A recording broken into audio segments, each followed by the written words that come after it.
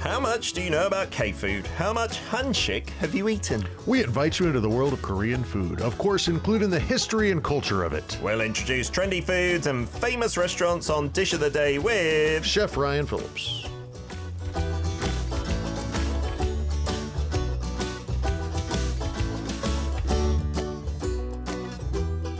That's right, it is Dish of the Day. Ryan's in the studio, looking very smart today. I guess no going in the kitchen straight afterwards today. I am, but I got a shirt underneath this one. This is just for you guys. Oh, this is just for you. You know, that sky blue tone, I think that shirt for many men is the go-to to look the best. It's my favourite. I have 3 of these. Really? Same colour? Exactly the same. That's such a good idea because isn't it like many people, including Steve Jobs, who's famous for it, and including, I guess, the whole cast of The Simpsons, same outfit every day, then it's no-brainer, right? I have a wardrobe full of such different clothes, and I thought, oh, you know, I'm on broadcasting, this is good to have a variety of clothes. Yeah. It means I have a headache every morning. I'm like, what do I wear? Do I go really casual with a hoodie? Do I wear a shirt or even a jacket? And it drives me insane. That's funny you say that because doing the cooking show last year, you know, we did a lot of episodes, over 50 episodes. Wow. My wardrobe doubled last year because I was like, man, it's like I can't be wearing the same shirt in every episode, right? You know, me personally, you know, I can just rotate every week, you know? So like, that's enough. If you catch me on just one day a week, there's a chance you might see me wear the same clothes. A lot. Absolutely. And that's okay in normal life. In normal but for life. broadcasting. But for broadcasting, I felt like, and actually PD and him, you know, she's like, do you have some different? I was like, okay, I'll go do some shopping. Yeah, it is one thing that makes me want to have like a manager because they take care of your rotation of the wardrobe for certain shows. I'm on some shows, you know, once a month, some once a week, and I forget what I wore the last episode. Absolutely. And so it may look like I've only got one bit of clothing, but I've been wearing something different every day, but it just so happens to fall on the same day. I can't get over that. That's tough, isn't it? Taylor saying, I've got like 15 of the same T-shirt as well. Yeah. 5 of them are black and then 10 in other colours. Once you find something that works. You know? Yeah, but brand as well. You kind of stick to it. Happy Pepero Day, Ryan. Oh, is it really? I totally let it slip my mind. It's broken in 3 places, and it's actually from our producer Minnie who gave it to me, so she's going to be like, you can't re-gift, but I just have these chocolate sticks. I was wondering, you know, because this is Dish of the Day, totally forgot. Should we eat these on air? I don't know. I know you're not a junk food fan, but no, do you want to? Should we have a little bit? Okay. Must be done. All right. Must be done. For anyone who has not had a chocolate stick before, and these are the giant ones, right? Really big ones that have been around for years now, so a lot more crunch than chocolate. Oh, you had 2 because you're supposed to have 2 because that makes the 11. Oh, right? I had 3 in this box for some reason. I don't know why it's uneven, but yeah, lots of crunch. I prefer more chocolate to stick, but. Oh, thank you, producer Minnie. Thank you for the chocolate sticks. Cool. Lovely. Oh, I've got a heart signal, and now I'm talking with my mouth full. You can't go wrong with chocolate sticks. Dessert before side dish. Did you grow up eating chocolate sticks? Because these were not a thing in England at all. Like, you had to go to the Asian supermarket. Now I take a bite. It reminds me of something that I loved as a kid. Which is? Chocolate-covered pretzels. Oh! But then there were these, like, white chocolate covered Yes, there was a brand that came out from America that came to England. That was so good, right? Maybe it was from, you know, some Korean taste buds I have. You know, I don't know. But as a kid, that sweet and savory. Yeah. That one just got me. Yeah. That was not a common thing in the UK, sweet and savoury. And I remember having those and my mind was blown. We have loads of chocolate biscuits, though, I got to say, in the UK. And that was maybe our equivalent. It is basically, to a Brit, a chocolate biscuit in a stick format. Yeah, it's good. Thanks again. Thank you very much. 11:11. Today's hashtag, though, is karetok, because it's also karetok day, because those look like the number 1 as well. Oh. The long, fat, white rice cakes. Yeah. Are you a fan of that? How do you like them most? For me, I like them done in a pan, grilled, so they're crispy on the outside. Dip them in honey. That is pretty good. Yeah, they've totally grown on me over the years. the texture is so much fun, so chewy. Yeah. When I get them at like a sutbul or like a char grilled restaurant, you know, where you're cooking at your table, I love it. I love it because it's like a little finisher. Yeah. Or with the dak galbi, with the stir fried chicken. Yeah, they'll be in there sometimes. It works. Throw that when they get kind of crispy on the edge and it's chewy inside. That's perfect. It's fun. Yeah, it's fun. That is the perfect texture. Yeah. And you're right. It grows on many Westerners because at first you're like, what is this texture? Right? Yeah. So chewy. Well, it's just chewy starch. Yeah. So you're like, why am I eating this? But yeah, it's good. And it's the other flavors that are imparted by the dak galbi or honey or something that really give it the kick. So on to today's topic. We're doing this for Sunung, which is this Thursday, and you didn't take Sunung. You didn't take your college Scholastic ability test here in Korea. No, I did SAT and ACT back in the day. Did you ever have to do those? They're very different in the UK, our university route. So we have exams over weeks, not one day. But in America, I heard the SATs are pretty similar. It's like one day for the main exam. Well, you can take it multiple times. They run them maybe even almost every weekend. Oh, wow. So you can retry if you do badly. When I heard how it goes here, I was like, God, that's just too much stress. It's once a year as far as I'm aware. Yeah. And they do that all through other things, like a friend getting a real estate license. Oh, there's only once a year. Yeah. And so that's why there's so much cramming and so much pressure. And the other thing I learned about the Sunung is that you can only use that result for that year's admissions. Right. Like you could do really well and say, I'll go to university another time. You have to take it again. And it's totally not valid, which does seem very stressful. From the hirers, the company's perspective or the school, it makes a lot of sense. Because then they get everybody at the same time. All the scores at the same time. And they get to weigh everybody against each other at the same time. Yeah. They don't have just multiples coming in. That's true. So I can see the mentality behind it. But, God, that's so stressful. And when it comes to Sunung and food, we've talked multiple times, and that's why people were guessing we're going to do like the auspicious foods, the lucky ones or the unlucky ones. But we're not going to focus on that. We're going to focus on what people actually eat that day as a lunchbox, which I didn't know was a thing. But just for anyone who's not heard before, the lucky ones are things like chapsaldak, the sticky rice cake, or the yot, the Korean taffy, because to pass an exam, you use the word to stick to an exam, and those are very sticky. Right. And then the slippery foods are the unlucky ones, like miyeokguk, seaweed soup, because then you won't stick to your exam, or kuksu as well, noodles, which is superstitious, but I think people just say... mikuraji. Yeah, you wouldn't want that, like the slippery little fish. Slippery fish.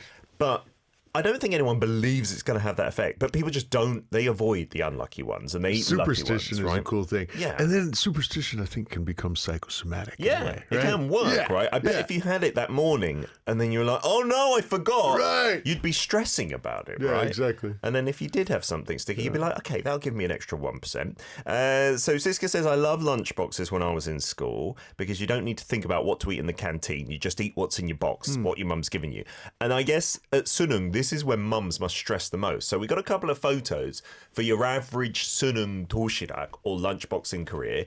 You would have maybe the juk, the porridge, in the thermos there, and then as a drink, maybe warm boricha or barley tea. That's lovely, isn't it? That's awesome. And this is the way to do a lunchbox. Yeah, not like in the UK, it was a packet of crisps, a little chocolate bar, maybe an apple, and a sandwich. And that was it. This looks way healthier and more balanced. And look, you can see, you can basically have a Korean meal. Wow. And it's kept warm as well in your little lunch boxes. Yeah. And both these pictures have the dish that we're going to talk about today. Yeah. But that looks good. Fancier than ones I brought. Sorry. In your SATs, then, that's a day long, like in Korea, right? The whole day you're doing the exam. I want to say it was like 4 hours. Okay. Because there's 2 parts. So there's no need to like pack a lunchbox or maybe. That's not part of the culture. I don't remember that being anything of it, Yeah. So I didn't know this about Korea. I just assumed, it's a whole day. I didn't think about lunch. But the vast majority of students are taking these lunch boxes with them. Jangjorim, our Korean listener, says, when I took Sunung, I bought miyeokguk and I got a good score. Why did you have miyokuk? Are you very contrary just in life, I wonder, Jangjorim? Well done. So that proves it's not a thing. But today, what are we talking about, Ryan? Jangjorim. And we've never done this. No. In all the years of doing this, we've never done this because it's a kind of a small side dish. Yeah. Small relatively to the other foods that you're eating in a meal. Jangjorim is special. Yeah. It's really special. So you're usually given like a small amount. Yeah. And Jangjorim is usually beef, which back in the day was, super expensive. Still kind of is to some degree. And so when meat was scarce, this was something you were really lucky if you got this in your lunchbox. Back in the day, for sure, right? Yeah. So maybe on a big test day, even back in the day, moms would try to get this in their special just to give the kids an extra boost, Yeah, we got it on the stream right now. And so it's in soy sauce. Like, you can see the sauce at the bottom, right? But that's not just soy, I guess, but predominantly, right? Right, and then right. been braised. And it's not hot, right? This is the banchan, the side dish that's served cold. Usually served cold. Yeah, this is a side dish, so it's something you're pulling out of the fridge repeatedly until it's gone. Usually over about a week's time, and it's soy sauce based, so it is a bit salty, so it's meant to be eaten with rice. Yeah. But it's just braised beef, and you can use kind of cheaper cuts. Some folks use more expensive cuts, but you could use like round or brisket, or then if you wanted to go higher end, you could use like flank or skirt even. But you want those long strips, right? That's traditional, is to be able to pull them into little strips. Yeah, you don't want it to be like a fatty sirloin or something like that. That wouldn't work at all, would it? Right. You want that fibrous nature. Really lean. And when I was fussy, you say I'm still fussy, and yeah, okay, I am. But when I was younger, I was more fussy, right? This was my go-to banchan for Korean food. Everybody loves this one. With a bowl of rice, with the soy sauce from here, which tastes better than just plain soy sauce because it's got all the beefy goodness in there, right? And then a bit of butter. And that was a bit of butter. Yeah, in the rice together with this jangjorim, and then some seaweed. Oh, it was my favorite. It's so good. I like that. You can still get it as a comfort food from certain tteokbokki places, and they do 계란 butter jangjorim bibimbap, and then you put in the egg as well. I've never had that. That sounds so great. good. It's just one meal in a bowl, and bish bash Make bosh. me hungry, man. And we're going to be talking about this. We'll show you some more photos. We've got a couple of dishes of it in the studio, so we're going to eat it here today. I got 2 different kinds. Oh, maybe nice. we'll quiz Peter, see if he can tell them apart. Oh, I'm looking forward to it. So Jangjorim is the star of the show.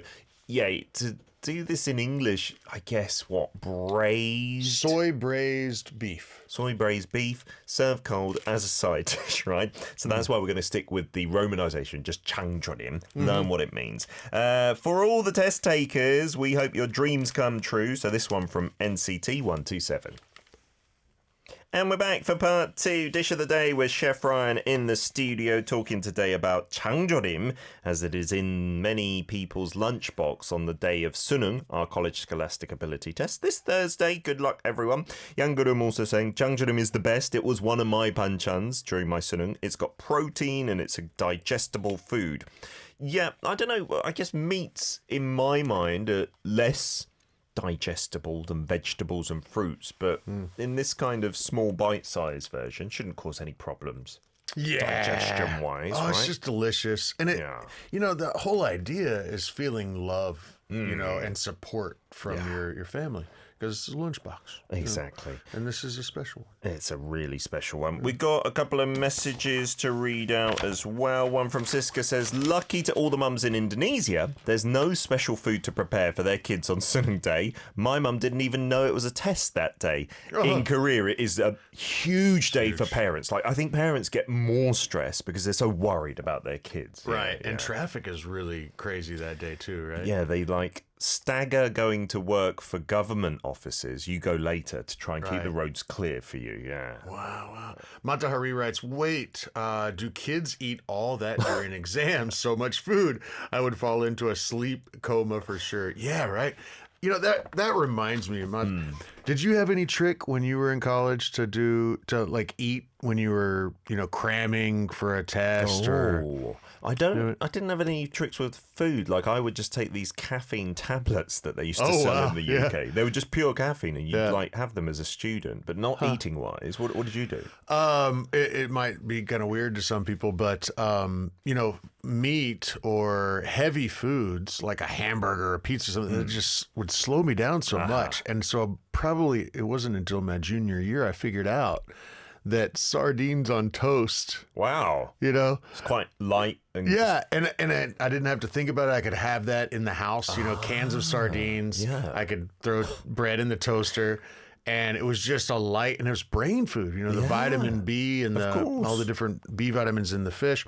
And so I could eat that and just, because we didn't sleep at all for days when we were cramming for finals. Of course. Yeah, here in Korea as well, for the brain aspect, apparently some people will have nuts like walnuts and pine nuts, etc., to give you a bit more brain power and memory on the day. And then some sugar boost things like chocolate and candy. Yeah. That's another one to give you energy after cramming for so long. Chocolate's right? a good one always. To have that spare with you.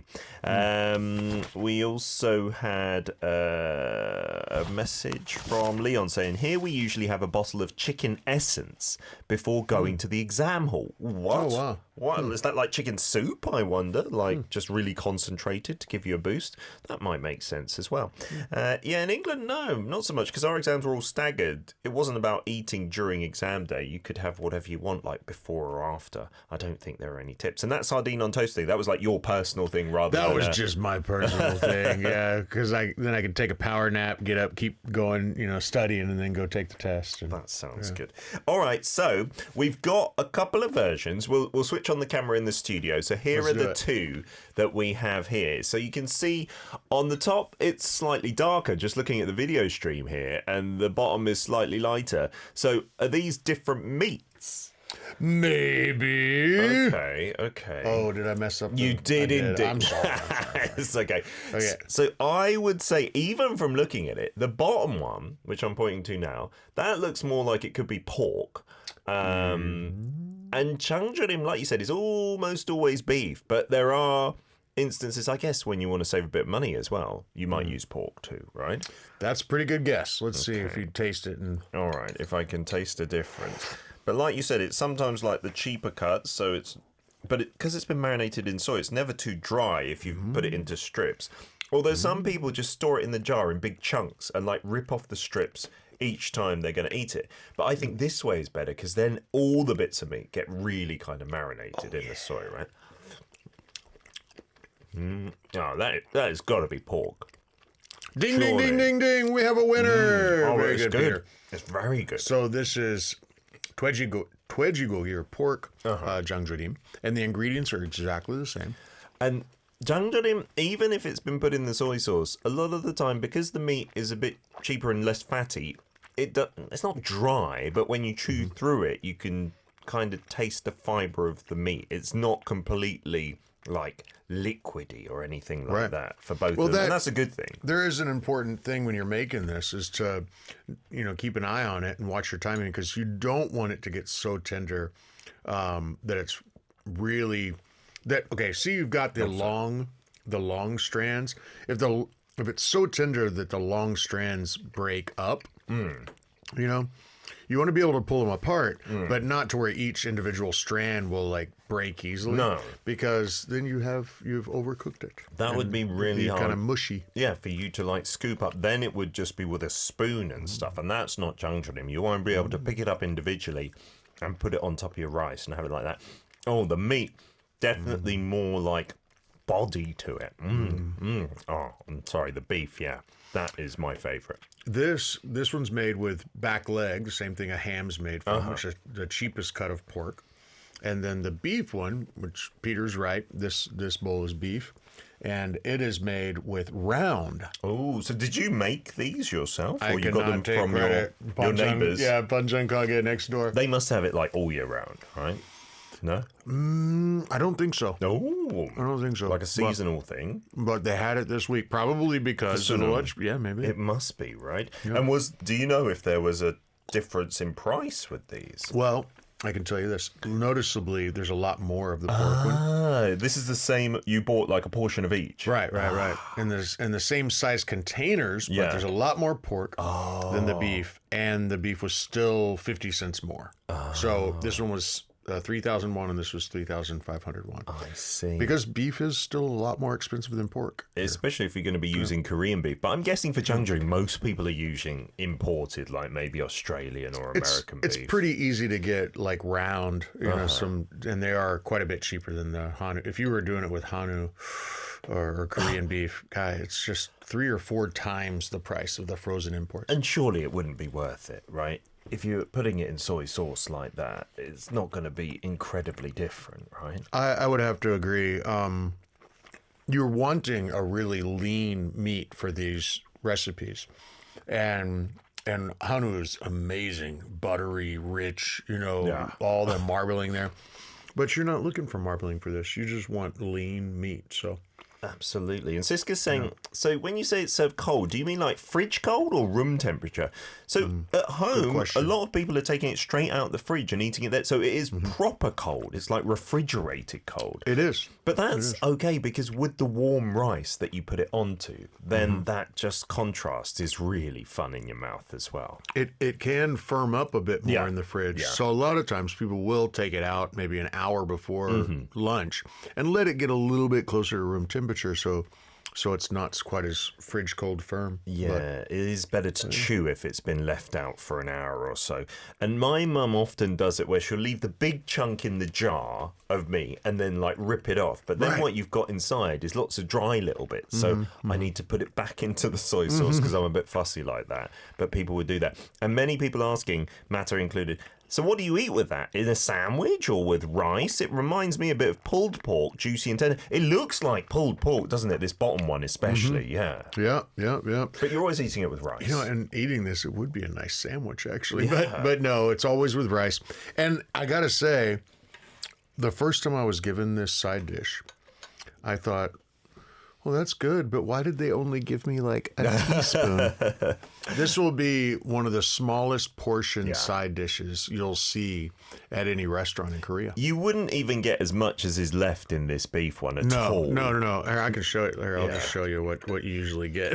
So if you're looking at the strip, this is what you get, maybe. Yeah. And in a tiny dish. And that might be for 2 people. Yeah. And side dishes usually you can ask for more. Yeah. Within reason, you know. But I've never asked for more of this one because I feel, for some reason, I feel like I'm being cheeky if I do that. Because it's costing them money, right? They give you such a little amount. It's like, oh, they don't want me asking for more of this. Yeah. But I've never tested that theory. It's Have an you? Unwritten rule, isn't it? I guess it is, right? You could ask one time and they'd probably give it to you reluctantly. But if you asked again, I reckon then they would say something. Then they'd say, 그만, 아니면 다른 거 드리겠습니다. Like giving you something else. Because obviously there is a cut-off point with their profits as well. Okay, in part 3, we'll talk about how to cook this and how to prepare it at home. And we'll show a couple more photos that Ryan prepared. After this one, which is Kijige Journey from Kyuhyun. We're back for part 3, Dish of the Day, with Chef Ryan in the studio talking all about Jangjorim, which is soy braised. I guess we have to say meat then, because there is the pork version. That's right. It's not as common as the beef, but certainly a cheaper alternative. Peter's talking about it. I'm eating it. I don't think there's other meats though, right?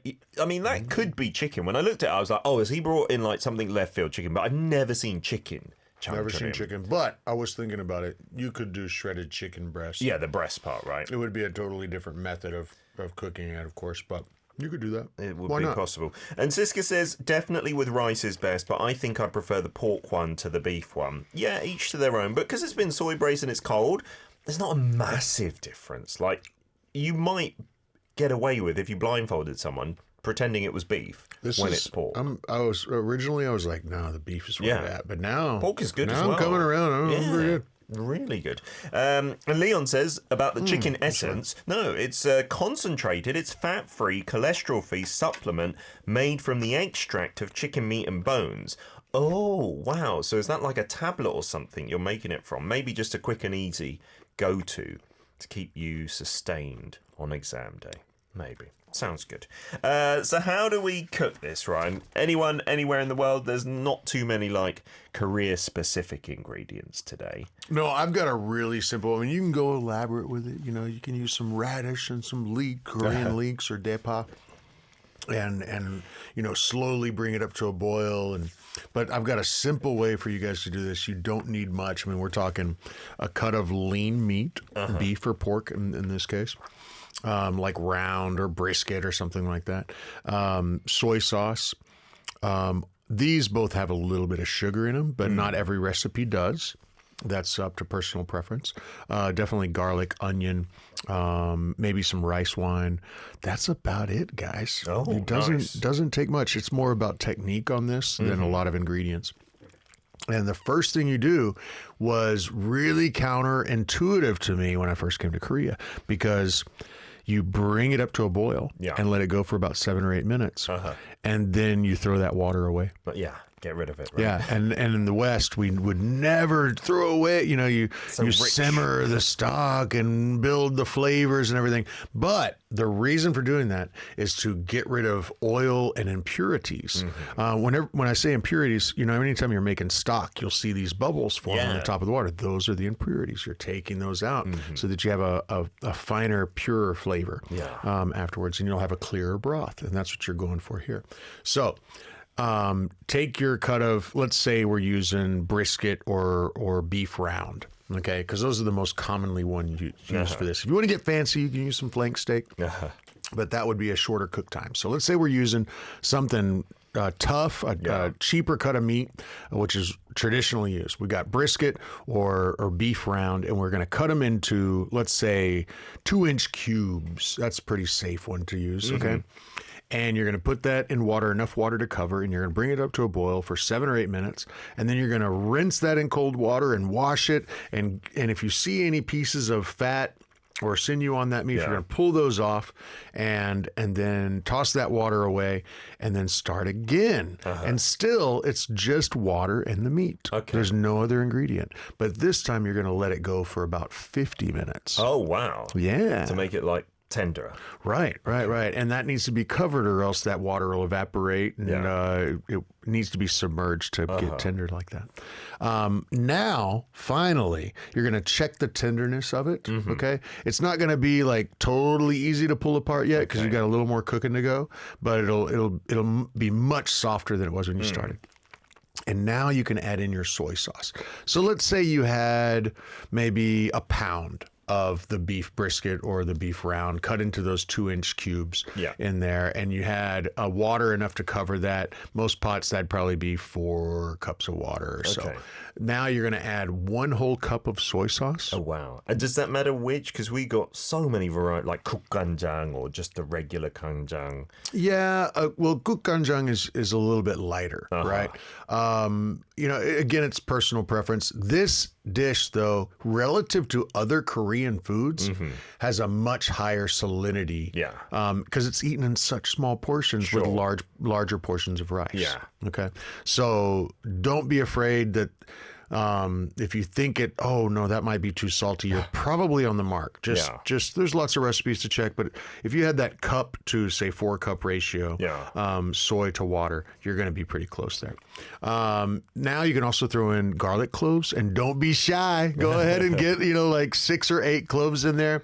Maybe take a half of a regular onion and cut that up into chunks. Throw that in there as well. You could also add a little bit of rice wine at this point. That's going to help all the flavors meld together. And crank it up again and let it boil for another 20 minutes. Oh, wow. Yeah. And then it's ready. Then it should be ready. When you're talking about brisket or round, that should be enough. A full hour of cooking is usually gets it tender enough. If you wanted to do it really fast, you could do it all in a pressure cooker and you could be done in about 20 minutes. Oh, nice. So there's a shortcut tip. And then you don't serve it when it's warm or hot, right? No one eats it then. Then you just let it cool down and put it in the fridge. Right. And then also if you want to get fancy in that last bit, boiled quail eggs can go in. Ah, the mechuryal. Right, mechuryal. That's something you might see together. The gwarigochu, or in English we tend to use the Japanese name. What is that one called? The shishito. Yeah. Apparently. It's the kwari gochu, guys. It's the one that looks a bit dry and bent. Yeah, and wrinkly. crooked, I love them. I love them. So good. It tastes amazing. Yeah. It's got a good crunch. Not spicy at all. Just has this lovely crunch and this different chili flavor that I've never come across in any other chili. Yeah. Actually, yeah. Those two are the ones that you might get with the Jangjorim. But the onions and things that you put in, you don't see those usually in the finished dish, right? Right. You can remove those. The whole garlic cloves, those can stay in. And the onions could stay in too. It's not going to hurt.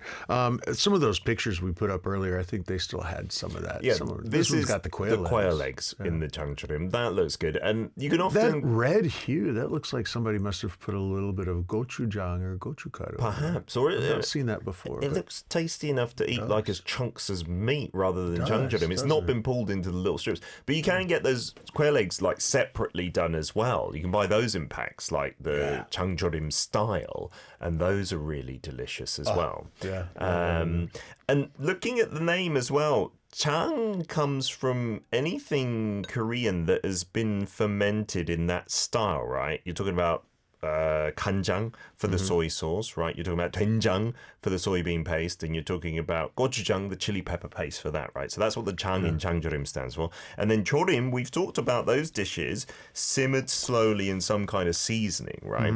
Gochujang chorim was my favorite and still is, the mackerel, but it's that style. It's been braised in the soy sauce. That's why it's Jangjorim.